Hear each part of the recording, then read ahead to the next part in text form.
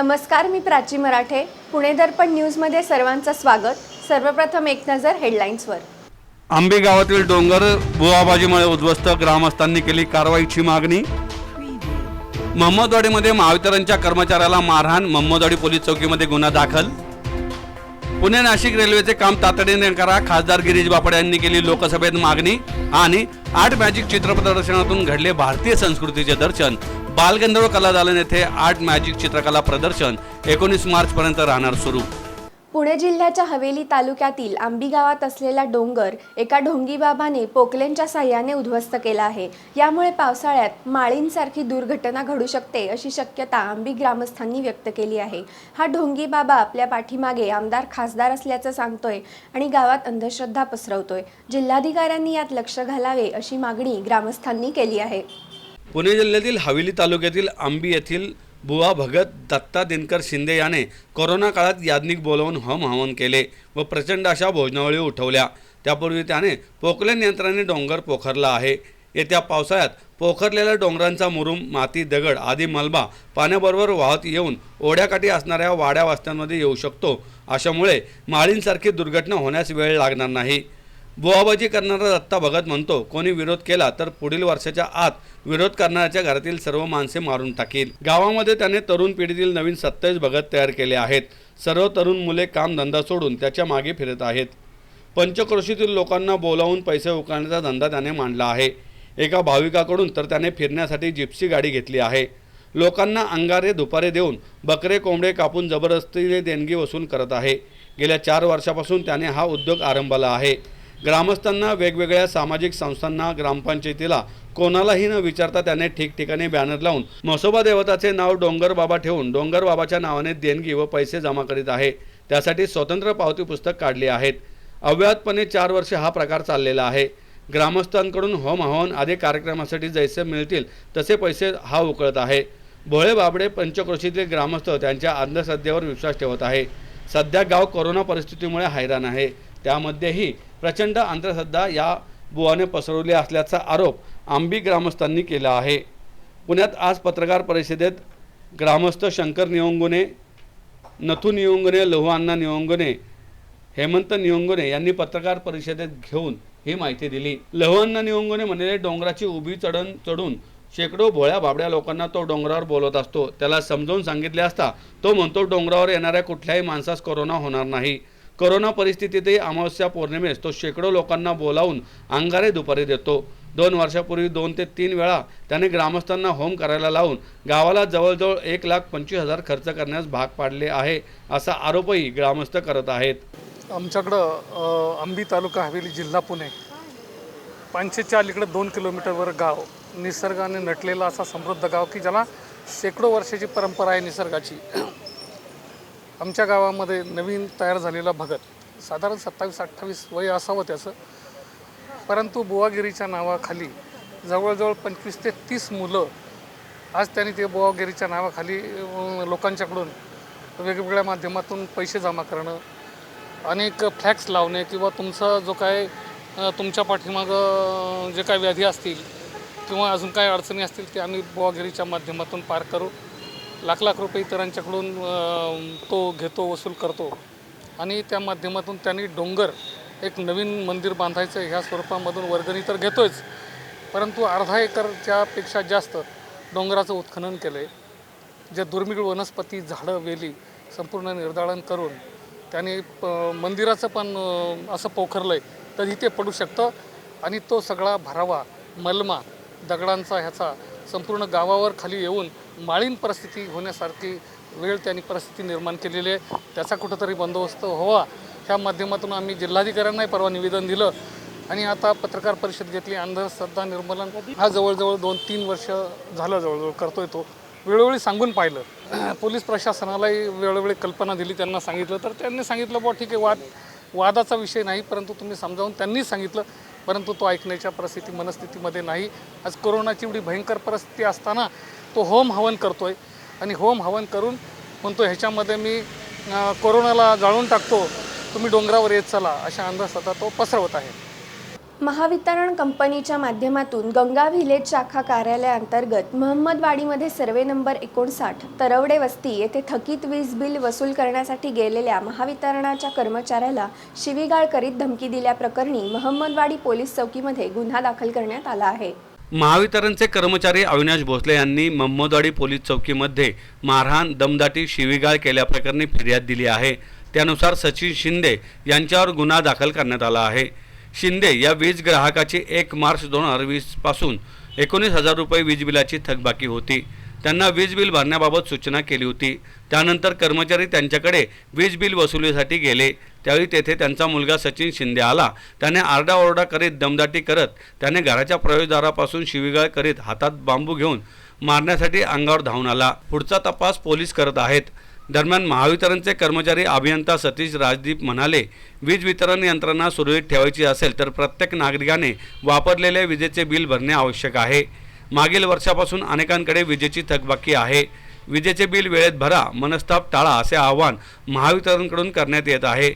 त्याला नागरिकांकडून चांगला प्रतिसाद मिळत असला तरी काही ठिकाणी मात्र महावितरणच्या कर्मचाऱ्याला मारहाण होण्याचे प्रकार घडत आहेत। वीज बिल वसुलीसाठी महावितरणला सहकार्य करण्याचे आवाहनही त्यांनी यावेळी केले। शाखेमध्ये महम्मदवाडी, हांडेवाडी परिसरामध्ये थकबाकी वसुलीसाठी आमचे महावितरणचे लाईनमन श्री अविनाश भोसले थकबाकी वसुलीसाठी गेले असता त्या ठिकाणी वीज पुरवठा खंडित करायला गेले असताना तेथील संबंधित ग्राहक याने त्या आमच्या कर्मचाऱ्याला लाईनमनला दमदाटी केली, शिवीगाळ केली, जीवे मारण्याची धमकी दिली आणि काठी घेऊन मारण्याचा प्रयत्न केला। ही अतिशय दुर्दैवी घटना आहे। हे सरकारी काम आहे। शासकीय कामात अडथळा करणं हे अत्यंत निंदनीय बाब आहे। त्यामुळं संबंधित आरोपीवरती आम्ही 353 खाली वानवडी पोलीस स्टेशनला गुन्हा दाखल केलेला आहे। संबंधित आरोपीला पोलिसांनी अटकही केलेली आहे आणि पुढील तपास पोलीस खात्यामार्फत करण्यात येत आहे। आज जर आपण विचार केला तर महावितरण कंपनी ही सरकारी कंपनी आहे। या सरकारी कंपनी जर आपल्याला वाचवायची असेल तर संपूर्ण वीज ग्राहकांना माझी नम्र विनंती आहे, जर आपण वीज बिल भरलं, आपली थकबाकी भरली तरच ही कंपनी जिवंत राहील। जर आपण थकबाकी भरली नाही, अशी जर आपली थकबाकी वाढ गेली तर या सरकारी कंपनीचं खाजगीकरण व्हायला वेळ लागणार नाही आणि जेव्हा खाजगीकरण होईल तेव्हा आपल्याला पठाणी पद्धतीनं वसुली खाजगी कंपनी करेल, त्यावेळी आपल्याला ते न परवडणारी घटना आहे। त्यामुळे आपल्याला जर ही कंपनी वाचवायची असेल, ही कंपनी आपली जनतेची ठेवायची असेल, सरकारी ठेवायची असेल तर आपणच स्वतःहून माझं वीज बिल माझी जबाबदारी समजून सर्वांनी वीज बिल भरावं, महावितरणाला सहकार्य करावं। माझ्या बंडगाड निवाचा विचार केला तर आज जवळपास 62-63 करोडची थकबाकी आहे। ही जर थकबाकी भरून सहकार्य केलं तर आपल्या भागातला राज्य सरकारने पुणे नाशिक हायस्पीड रेल्वे प्रकल्पाला मंजुरी दिल्याने रेल्वे मंत्रालयाने या मार्गाचे काम तातडीने सुरू करावे अशी मागणी खासदार गिरीश बापट यांनी सोमवारी लोकसभेत केली। रेल्वे अर्थसंकल्पावर लोकसभेत सुरू असलेल्या चर्चेदरम्यान बापट यांनी पुणे विभागातील रेल्वेच्या समस्याही सभागृहात मांडल्या। यावेळी त्यांनी ही मागणी केली। पुणे, मुंबई, नाशिक ही 3 औद्योगिक शहरे रेल्वेने जोडण्याबाबत बरीच वर्षे चर्चा चालू आहे। त्यापैकी पुणे नाशिक हायस्पीड रेल्वेने जोडण्यास राज्याकडून नुकताच हिरवा कंदील मिळाला आहे। त्यामुळे रेल्वे मंत्रालयाने हे काम तातडीने सुरू करावे ही पुणेकरांची मागणी आहे असेही बापट यांनी यावेळी सांगितले। भूसंपादनाअभावी प्रकल्प रेंगाळले। विविध प्रकल्पांच्या भूसंपादनासाठी केंद्र आणि राज्य सरकार यामध्ये सुसंवाद व सुसूत्रता आणण्याची गरज आहे। तसा संवाद नसल्यामुळे राज्यातील अनेक प्रकल्प प्रलंबित राहिले आहेत। विशेषतः पुणे मिरज लोंढा हा 467 किलोमीटरचा मार्ग 2015-16 या वर्षात मंजूर झाला, मात्र भूसंपादन न झाल्याने हा प्रकल्प रेंगाळला आहे असे बापट यांनी निदर्शनास आणून दिले। अध्यक्ष महोदय जी, धन्यवाद। आपने मुझे मौका दिया। मैं रेल मंत्री पीयूष जी, अनुराग जी और हमारे सबके नेता मोदी जी साहब को धन्यवाद देता हूं कि बहुत एक अच्छा बजट उन्होंने पेश किया। रेलवे जैसा एक बड़ा डिपार्टमेंट देश में चलाना ये कोई आसान नहीं है। देखो, लगभग 7,400 रेलवे स्टेशन, 30,000 से ज्यादा पैसेंजर, 2,30,00,000 लोगों की यातायात और 14-15 लाख कर्मचारियों को लेकर पूरे देश पर ट्रेन चलाना ये बहुत मुश्किल काम है, लेकिन बहुत यशस्विता से ये काम चल रहा है। इसके लिए मैं पीयूष जी आपको और अनुराग जी आपको भी धन्यवाद देता हूं, क्योंकि सबसे ज्यादा नया नया स्कीम और बजट में प्रावधान करना ये काम आपने किया है, इसलिए मैं आपको धन्यवाद देता हूं। सबसे एक अनोखा बजट जिसकी चर्चा पूरी देश में हुई, ये किसान रेल के बारे में बहुत ही अच्छा उपक्रम रेलवे मिनिस्ट्री के तरफ से हुआ, जिसके लिए किसानों का बहुत फायदा हो रहा है और उनका माल इधर से उधर देश के कोने कोने में जाने के लिए सुविधा हुई है। इसलिए मैं उनको धन्यवाद देता हूं। और इस बजट में केंद्र सरकार द्वारा सब्सिडी प्रदान करने का जो फैसला हुआ है वो भी किसानों के फायदे का विषय है, ये भी मैं दोहराना चाहता हूं। मैं 2-3 मुद्दे रखने वाला हूं, कुछ मैं मराठी में बात करूंगा, लेकिन मैं फिर से सब लोगों को धन्यवाद देता हूं कि एक अच्छा काम रेल के बारे में आपके यहाँ चल रहा है और उसका सब पूरे भारतवासियों स्वागत कर रहे हैं। मैं पूना का प्रतिनिधित्व करता हूं और पूना एक ऐसा शहर अभी हुआ है जहां पूरे देश से लोग, चाहे वो शिक्षा हो, चाहे वो आईटी हो, मेडिकल एजुकेशन हो, इंडस्ट्री हो, ऑटोमोबाइल इंडस्ट्री हो, सबके लिए पूना में स्थान है और पूना और महाराष्ट्र की प्रगति हो रही है, क्योंकि देश के कोने कोने से लोग पूना में आके ठहरे हैं। मैं यह आंकड़े में नहीं जाना चाहता कि डबलीकरण कितना हुआ है, इलेक्ट्रिफिकेशन कितना हुआ है, और रेल भी देखो पहले 1.7 किलोमीटर प्रतिदिन थी, बाद में 8.2 किलोमीटर। विविध ऋतूमधील निसर्गाचे अद्भुत रंग, वाराणसीतील घाट येथील साधू आणि मंदिरे, चित्रातून साकारलेली मधुबनी चित्रशैली, स्त्री भावनेचे विविध कंगोरे, विविध प्रकारचे गणपती आणि देवतांची चित्रे, भारतातील प्रसिद्ध पर्यटन स्थळे अशा विविध चित्रातून भारतीय संस्कृतीचे दर्शन आर्ट मॅजिक चित्र प्रदर्शनातून घडले। पारंपरिक चित्रकलेपासून ते मॉडर्न आर्ट चित्रशैली पाहण्याची संधी यावेळी पुणेकरांना मिळाली। आर्ट मॅजिक क्लासेसच्या वतीने 14व्या आर्ट मॅजिक कला प्रदर्शनाचे आयोजन बालगंधर्व कलादालन येथे करण्यात आले आहे। प्रदर्शनाचे उद्घाटन प्रसिद्ध निवेदक सुधीर गाडगे यांच्या हस्ते झाले। प्रसिद्ध चित्रकार उल्हास वेदपाठक, ज्येष्ठ साहित्यिक बबन पोद्दार, आर्ट मॅजिकच्या संचालिका महालक्ष्मी पवार आणि संयोजक अंबादास पवार आदी यावेळी उपस्थित होते। प्रदर्शनात कॅनव्हासवर संगीत, नृत्य आणि वारली चित्र तसेच आफ्रिकन जीवनशैली धाग्यांनी साकारण्यात आलेली चित्रे आहेत। मोर, घुबड, चिमण्या, पोपट अशा पक्ष्यांचे साकारलेले गोल्डन पेंटिंग तसेच डेंटी पावडरचा वापर करून विविध वस्तूंची चित्रे प्रदर्शनात मांडण्यात आली आहेत। पेन्सिल, गवत, काड्या, रेझिन यांचा वापर करून काढण्यात आलेली चित्रे प्रदर्शनात पाहता येणार आहेत। महालक्ष्मी पवार म्हणाल्या, 5 वर्षाच्या मुलापासून ते 60 वर्षांच्या चित्रकारांची चित्रे या प्रदर्शनात आहेत। हे या प्रदर्शनाचे वेगळेपण आहे। Mosaic glass painting, coffee painting, oil acrylic colour, pencil, charcoal, portrait या माध्यमातील विविध चित्रांचा समावेश या प्रदर्शनात करण्यात आला आहे। 19 मार्चपर्यंत सकाळी 11 ते 8 या वेळात हे प्रदर्शन विनामूल्य पाहता येणार आहे। आर्ट मॅजिकचं हे 14वं एक्झिबिशन आहे। या एक्झिबिशनमध्ये विविध कला आम्ही सादर केलेल्या आहेत। तसेच 3 वर्ष ते 60 वर्ष वयोगटातील सगळी मुलं आहेत आणि याच्यामध्ये आम्ही स्कॉलरशिप वगैरे पण या प्रोग्राममध्ये देतो। तसेच हॉबी आर्टिस्टच्या बरोबरीने लहान मुलांनाही प्लॅटफॉर्म मिळावा हा या एक्झिबिशनचा आमचा उद्देश असतो।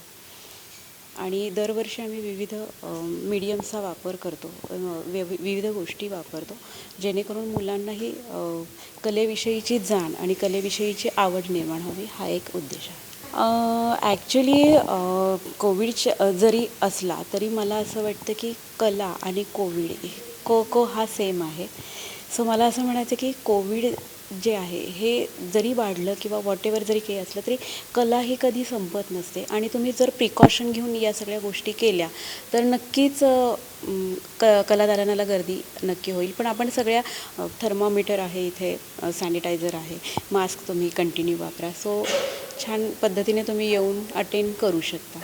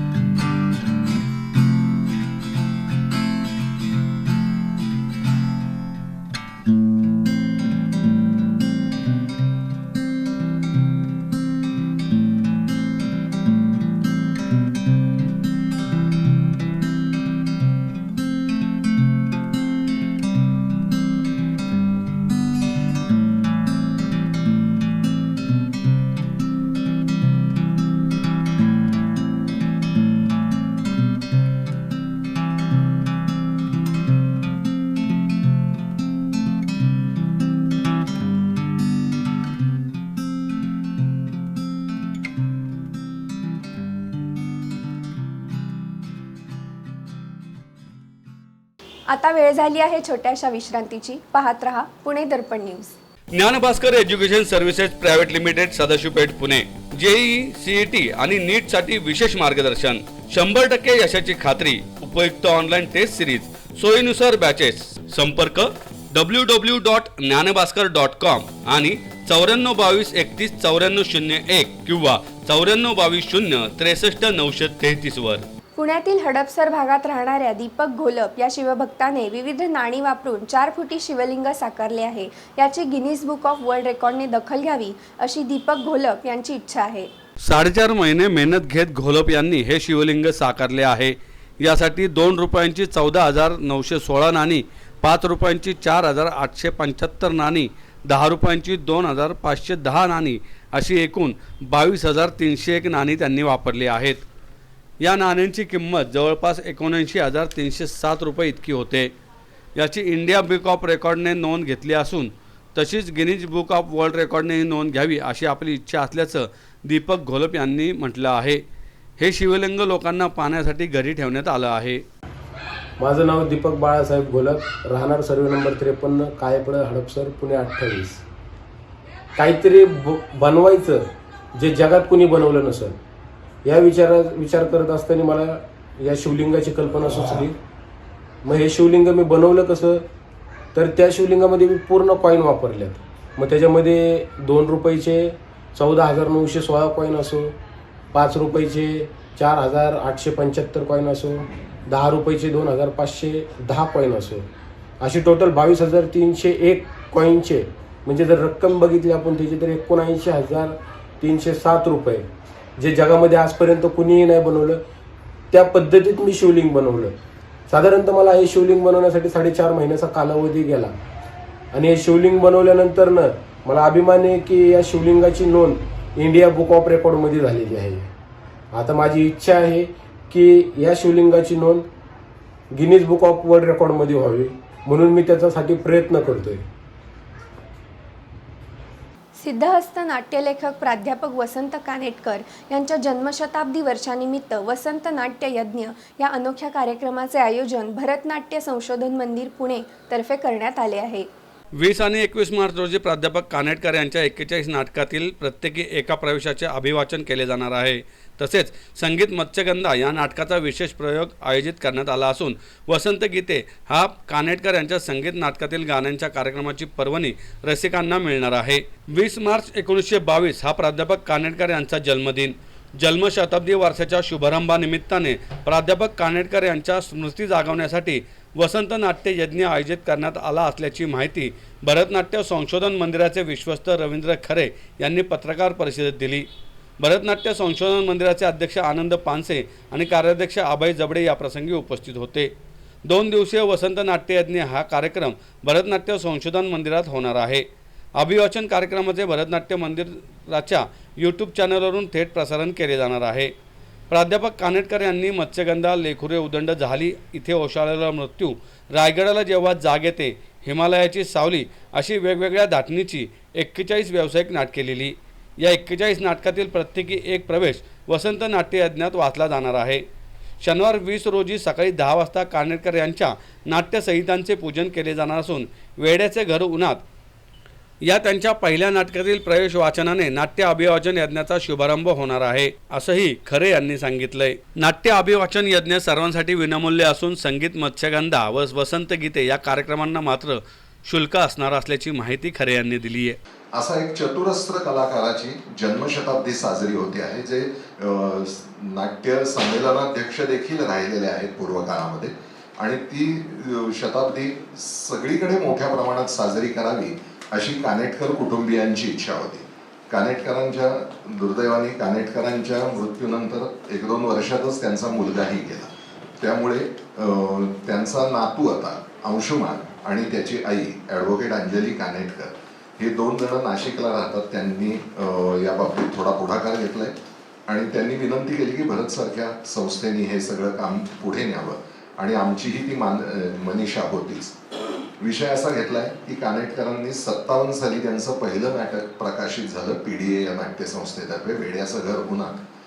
आमच्या या नाट्ययज्ञाची संकल्पना अशी आहे की कानेटकरांची 41 छापील मोठी नाटकं आहेत, पूर्ण नाटकं, एकांकिका यात आम्ही धरलेलं नाही, पूर्ण मोठी नाटकं आहेत. यातल्या प्रत्येकातला एक 10 ते 15 मिनिटाचा प्रवेश हा वाचन करायचा 41 नाटकांमधला. यासाठी साधारण 12 तास आम्हाला लागणार आहे.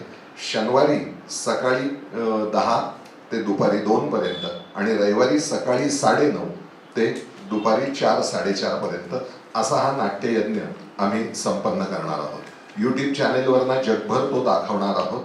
म्हणजे जिथे जिथे मराठी माणूस आहे तिथे तिथे हे पोचावं अशी त्याच्या मागची इच्छा आहे. कारण एका जागी 41 नाटकांची मध्यवर्ती कल्पना ही सांगितली जाईल, समजेल लोकांना ती प्रत्येक नाटकाची काय काय कल्पना होती ही तिथे विशद केली जाणार आहे. आणि त्यामुळे हा कार्यक्रम खूप महत्वाचा आहे. त्यांचं पहिलं संगीत नाटक, अभिषेकी बुवांचं पहिलं संगीत नाटक आणि रामदास कामतांचं पहिलं व्यावसायिक संगीत नाटक हे मत्स्यगंधा होतं.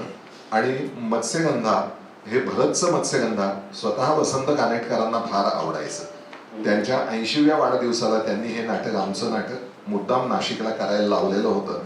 कारण त्यांच्या मनातल्या भूमिका त्यांना इथे दिसायच्या. म्हणून त्या नाटकाचा प्रयोग प्रत्यक्ष हा 4 ते 8 हा 20 तारखेला असणार आहे.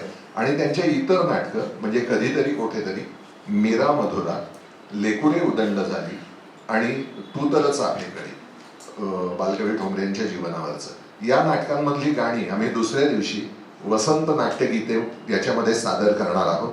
आणि याच्यामध्ये संस्थेचे कलाकार तर आहेत, संजीव मेहेंदळे असणार आहेत, मेघन श्रीखंडे असणार आहेत, गौरी पाटील आदल्या दिवशी ज्या सत्यवती आहेत त्याही असणार आहेत, विश्वजित मेस्त्री असणार आहेत आणि स्वतः शौनक अभिषेकी हे त्या कार्यक्रमाला येणार आहेत. आणि काही गाणी त्यातली की जी गाणी खास आहेत, लोकांना फार माहीत नाही, अशी खास गाणी शौनक अभिषेकी स्वतः सादर करणार आहे. असा हा भरगच्च 2 दिवसाचा कार्यक्रम आहे. वर्षभर काही ना काही होत राहील या संदर्भात, पण शुभारंभ या कार्यक्रमाने आम्ही करतो आहोत. संध्याकाळच्या आगामी महापालिका निवडणुकीच्या पार्श्वभूमीवर पुणे शहरात महाराष्ट्र नवनिर्माण सेनेने सदस्य नोंदणी अभियान सुरू केले आहे. खडकवासला विधानसभा मतदारसंघाच्या वतीने वडगाव पुलाखाली सदस्य नोंदणी अभियानाला सुरुवात करण्यात आली.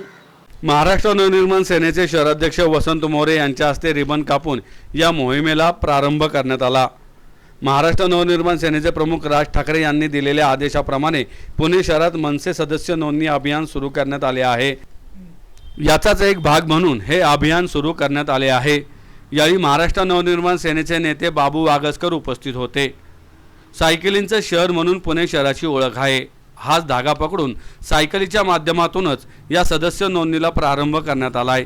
खडकवासला विधानसभा मतदारसंघाचे सचिव सचिन पांगारे यांनी या कार्यक्रमाचं आयोजन केलं. शिवसेनेच्या मोहननगर चिंचवड येथील माजी शाखा प्रमुखाच्या खून प्रकरणी आणखी एका आरोपीला अटक करण्यात आली आहे. क्रिकेटवर बेटिंग केल्याचे 18 ते 20 लाख रुपये परत दे असा तगादा लावल्याने माजी शाखा प्रमुखाची हत्या करण्यात आल्याचे तपासातून निष्पन्न झाले आहे. मोहम्मद इक्बाल इद्रासी असे अटक केलेल्याचे नाव आहे. या प्रकरणी हर्षद अशोककुमार राठोड याला 11 मार्च रोजी अटक करण्यात आली होती. दोन्ही आरोपींना शुक्रवारपर्यंत पोलीस कोठडीत सुनावण्यात आली आहे. विजय सर्जेराव सुर्वे असे खून झालेल्या माजी शाखा प्रमुखाचे नाव आहे. विजय सुर्वे यांच्या माध्यमातून राठोड हा क्रिकेटवर बेटिंग लावत होता. त्याचे 18 ते 20 लाख रुपये राठोड यांच्याकडे घेणे होते. त्यामुळे सुर्वे यांनी राठोडकडे पैशाचा तगादा लावला. त्या रागातून राठोड याने सुर्वे यांच्या खूनाचा कट रचला. एका जमिनीचा व्यवहार करायचा आहे, त्यासाठी जमीन पाहायला जाऊ असे सांगून राठोड याने 9 मार्चला सायंकाळी 7:15च्या सुमारास काळभोरनगर चिंचवड येथून एका 4चाकी वाहनातून सुर्वे यांना घेऊन निघाला. यावेळी आरोपी इद्रासी हा देखील त्यांच्यासोबत होता. त्यानंतर ताथवडे येथे मोकळ्या जागेत घेऊन जाऊन डोक्यावर व मानेवर हत्याराने मारून सुर्वे यांचा खून केला. त्यानंतर पुरावा नष्ट करण्याच्या उद्देशाने मृतदेह 4चाकी वाहनातून मुळशी खुर्द येथे नेऊन टाकला. सुर्वे यांचा मृतदेह 10 मार्चला सकाळी आढळून आला होता. पौड पोलीस ठाण्यात या प्रकरणी खुनाचा गुन्हा दाखल करून 11 मार्चला आरोपी राठोड याला पोलिसांनी अटक केली. त्यानंतर हा गुन्हा पिंपरी चिंचवड ठाण्यात वर्ग करण्यात आला. ग्रामीण पोलिसांसह पिंपरी चिंचवड पोलीस तसेच गुन्हे शाखेच्या युनिट 2च्या पथकाने समांतर तपास करून आरोपी इद्रासी याला युनिट 2च्या पोलिसांनी निगडी येथून सोमवारी अटक केली आहे. जी, ये हत्या की गुत्थी बहुत ही संवेदनशील है, क्योंकि ये एक अलग तरह का मामला है जहां पहले ये लगा कि ये ज़मीन के मामले को लेकर की गई हत्या है, क्योंकि ये पता चला पहले आरोपी से कि उसने ज़मीन की लाइजनिंग के लिए इसको लेकर गया था। बाद में पता चला कि वो ज़मीन दिखाने ले गया था ताकि वो इसे बेचेगा और उसका जो बकाया पैसा है, जो पैसा आरोपी जो हर्ष राठौड़ है उसके पास बाकी है क्रिकेट बेटिंग में 18 से 20 लाख रुपया। किसका? ये जो मृतक है मिस्टर सुरवे, विजय सुरवे, उसका। और वो उसके लिए लगातार तगादा कर रहा है, लगातार उसको धमकियां दे रहा है और उस कारण से उसने ये सुनिश्चित कर लिया और ये षड्यंत्र किया कि वो इसको मार डालेगा। इसलिए सहायता के लिए उसने इकबाल अहमद इदरीसी को अपना साथी बनाया और षड्यंत्र में शामिल किया। उसमें उसने 20,000 रुपये उसे देने का वादा किया। रस्सी, रॉड और लोहे की रॉड और साथ में एक जिसे बोरा या बारदान या थैला कहते हैं वो साथ में लेकर गया और उसे ज़मीन दिखाने के बहाने अपनी गाड़ी में बिठाया, उसकी मोटरसाइकिल से I-10 में, जिसमें वो नगर पे जाकर के ये जिस बेटिंग का धंधा करता था उसी गाड़ी में बिठा करके वो उसे वहाँ ले गया और वहाँ ले जाकर उसने रॉड से उसके सर पे अटैक किया। जब वो घायल हो गया बुरी तरह तो उसके गले में रस्सी लगाकर उसको गैरोटिंग कहते हैं, उसको स्ट्रैंगुलेशन कहते हैं, तो स्ट्रैंगुलेट किया और स्ट्रैंगुलेट करने के बाद मर जाने के बाद उसे पौड के तामिनी घाट के इलाके में फेंक दिया, जहां उसकी लाश सौभाग्य से पुणे ग्रामीण पुलिस को सूचना मिलने के आधार पर मिल गई और उन्होंने तुरंत ही जो पुलिस पाटिल है आकाश नामदेव कामड़े मुर्सी खुर्द के, उनके कंप्लेन पे 302, 201 का केस दर्ज किया, अपराध दर्ज किया और इस अपराध को दर्ज करके लगातार तफ्तीश करके शाम तक केस का पर्दाफाश किया, गुनहगारों का पर्दाफाश किया। दूसरा गुनहगार 14 तारीख को, ये 10 तारीख की घटना है, 14 तारीख को यूनिट 2 की पुलिस ने धर दबोचा और इस तरह से ये पूरा क्रम पूरा हो गया, जिससे ये बात समझ में आई कि क्राइम कहाँ से शुरू हुआ और कहाँ ख़त्म हुआ। दूसरा आरोपी निगड़ी का वर्तमान में रहने वाला है, 1.5-2 साल से वहाँ रह रहा है। इसके पहले वो दिल्ली के रशीद मार्केट शाही मस्जिद गणेश पार्क कृष्णा नगर शिवपुरी का रहने वाला है मूलतः, उसका परिवार वहाँ रहता है। और पहला आरोपी जो है हर्षद अशोक कुमार राठौड़, वो बहुत ही उच्च शिक्षित है, वो डी फार्मा किया हुआ है लेकिन धंधा लाइजनिंग का करता है और ये भी निगड़ी का रहने वाला है। तो निगड़ी के रहने वाले 2 मित्रों ने मिलकर एक व्यक्ति का बहुत ही जघन्य खून करके उसके सभी साक्ष्यों को नष्ट करने की कोशिश की, जिसके पास बेटिंग के अवैध व्यवसाय में उनका 20 लाख रुपया देना बाकी था। सर, इससे एक बात और बता देती है कि शहर में बेटिंग जो है वो अभी भी शुरू है, इस पर क्या कार्रवाई करेंगे और क्या नहीं? बिल्कुल करेंगे। यहाँ भी जो बेटिंग करने वाले लोग हैं वो इलाके से बाहर जाकर बेटिंग का ये लगा रहे हैं, बेटिंग की चीज़ें करवा रहे हैं। उसमें शहर के और बाहर के इलाके से खेलने वाले भी शामिल हैं। जब तक इसकी सटीक सूचना नहीं मिलती आप किसी का मोबाइल जब्त नहीं कर सकते, किसी की चीज़ नहीं ले सकते। अगर जो बेटिंग करवाता है उसको पकड़े तो उसको ये एक स्ट्रॉन्ग केस बनता है। बेटिंग जो लेता है लेकिन बेटिंग जो लगाता है उसको पकड़े तो एक व्यक्ति पकड़ा जाता है। इसलिए ये महत्वपूर्ण है कि ये बेटिंग का जो व्यवसाय चल रहा है इसकी कमर कैसे तोड़नी है, इसके लिए कोई नवीन कल्पना करनी होगी। जैसे रावण को मारने के लिए नवीन कल्पना करनी पड़ी, मतलब जब शक्ति की करो मौलिक कल्पना, ऐसा देवी ने उसको कहा। तो मुझे भी लगता है कि अब इस रावण को मारने के लिए मुझे भी कोई नवीन कल्पना करनी होगी की बेटिंगचा तपास करण्याचं काही कारण नाही आहे. हा त्याचं मर्डर झालेलं आहे. यामध्ये आपण बेटिंगचा तपास करायला गेलो तर हा चुकीचं होईल आणि याच्यामध्ये चुकीची गोष्ट होण्याची शक्यता आहे. त्यामुळे बेटिंगचा तपास करण्याचं काही कारण नाही. त्यामुळे तुम्ही किती लोकांना फोन केला होता त्या काळात, आत्ताच्या काळात, आत्ता काय आहे, ह्या घटना कशामुळे झालेल्या आहे तेवढंच यामुळे आपण हे करू शकतो. आम्ही याच्यामुळे ते नंबर काढू शकतो आणि नंतर ते CDRवर ठेवू याच्यावर ट्रेसिंगवर ठेवू शकतो, याच्यावर ठेवू शकतो, रेकॉर्डिंगवर ठेवू शकतो. जे बोलायला नाही पाहिजे आता, मतलब आप लोगों ने अभी नहीं बात करनी. पुन्हा एक नजर हेडलाईन्सवर. आंबी गावातील डोंगर बुवाबाजीमुळे उद्ध्वस्त, ग्रामस्थांनी केली कारवाईची मागणी. महमदवाडीमध्ये महावितरणच्या कर्मचाऱ्याला मारहाण, महमदवाडी पोलीस चौकीमध्ये गुन्हा दाखल. पुणे नाशिक रेल्वेचे काम तातडीने करा, खासदार गिरीश बापट यांनी केली लोकसभेत मागणी. आणि आर्ट मॅजिक चित्रप्रदर्शनातून घडले भारतीय संस्कृतीचे दर्शन. बालगंधर्व कलादालन येथे आर्ट मॅजिक चित्रकला प्रदर्शन 19 मार्चपर्यंत राहणार सुरू. याचबरोबर आजचं बातमीपत्र संपलं. पाहत रहा पुणे दर्पण न्यूज.